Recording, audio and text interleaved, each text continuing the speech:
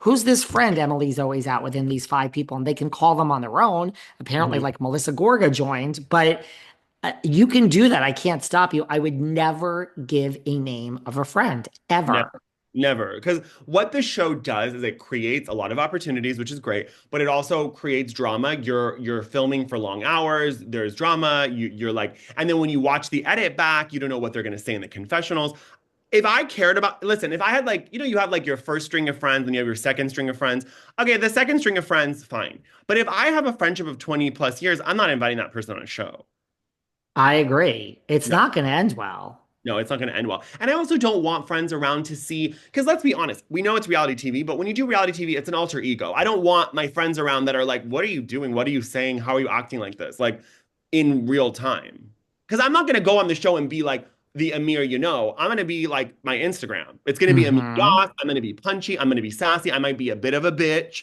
Because that's what is good TV. And that's why I haven't done reality TV. I've been offered because I just don't want to go on and I can really cut people to the white meat, but why? I don't, for a paycheck, I don't know. I could never do that.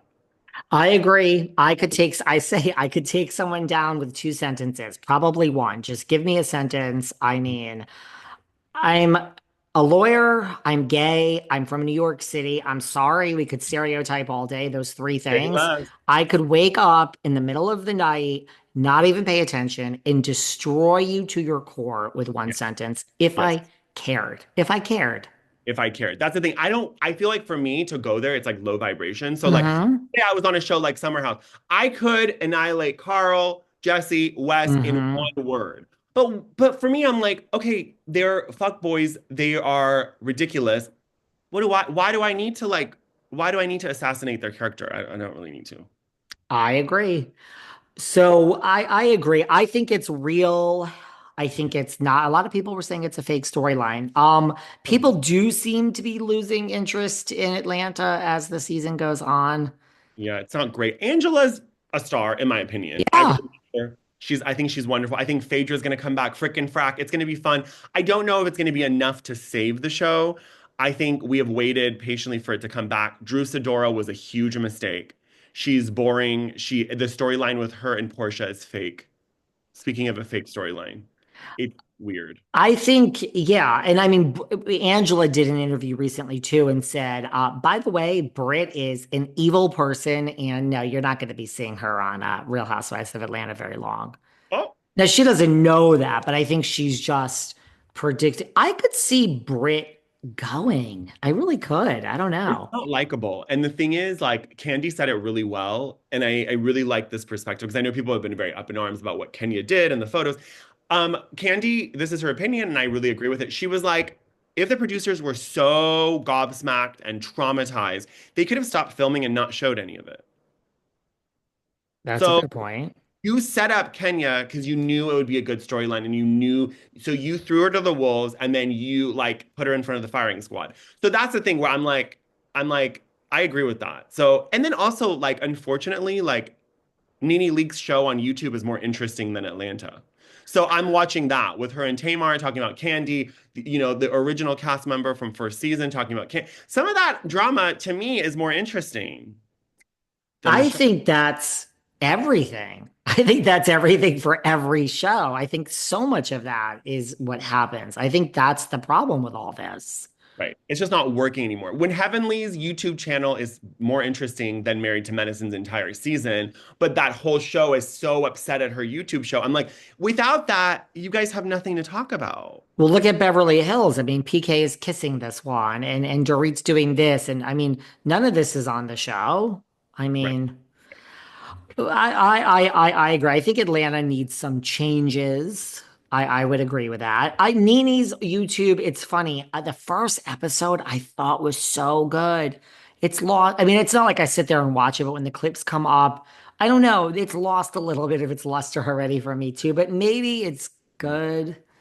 I don't know. I think she's smart. It's like really high production value. It looks beautiful, but I It think looks great. it looks really good. But for her, it's like if you're just gonna use this platform to attack Candy on every episode when she seems quite unbothered. I mean, that woman's collecting Tony Awards. I don't think she's looking in her rear view. So it's a little like, why are you doing that. Just Nene is like Bethany. I'm the same way. I will not engage. I will not engage when it's like low down trash. There's no response. Like I don't care. what's the point? Nene's not responding. I mean, Candy's not going to respond to Nene No, she's when not. She's she's on Broadway and she's the biggest producer ever. It's too lowbrow. I think when you have nothing else is when you go low. I'm not knocking Nene, but if you have nothing else with content, that's your brand. right. Candy's like just busy. She's not going to do it. I mean, Right. Bethany's not going to clap back at Gia Giudice. No, I mean, she's not. she's I know.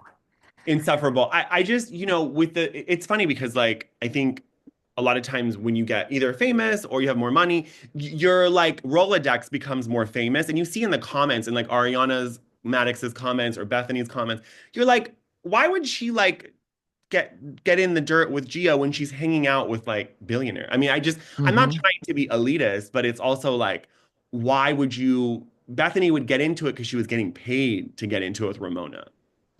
I say that all the time. Someone quoted me the other day on my own YouTube. I guess I said this. I stand by it. I said, why would I clap back? There's no money in that. I'll just block you. And someone's like, that's such a great quote. And I'm like, it's not meant to be a soundbite. Thank you but it's true. I literally, if there is money in me clapping back and it's not the brand of this show, so I'm not doing it. But if I was on a show and I could clap back, I would do it all day. Short of that, right? Why is Bethany gonna clap back at Gia? Would she? And I mean, if you go look at anyone's podcast reviews, who I don't know anyone who cares about that, or their YouTube comments, you can look at both of ours. Nasty. It doesn't sound good. I hate them. They talk over each other. I mean, it's like, but you're not doing it. Why don't you start a podcast? Like, why don't you go on the Correct. show? So I think it's very easy to criticize. And I look back on some of these reality stars and I'm like, yeah, they didn't deliver a good season, but do they have that it factor? I think Porsha has that. It's just you've caught her in a divorce. She can't talk about this. She can't talk about that. But does she have something? Yeah. Does Drew have that something? No, I hear ya. And I think Angela has it. she has it. She has something. It's funny. It's irreverent. She kind of dresses wackadoo. She wears the crazy Michael Jordan glasses. She doesn't care. And I like that.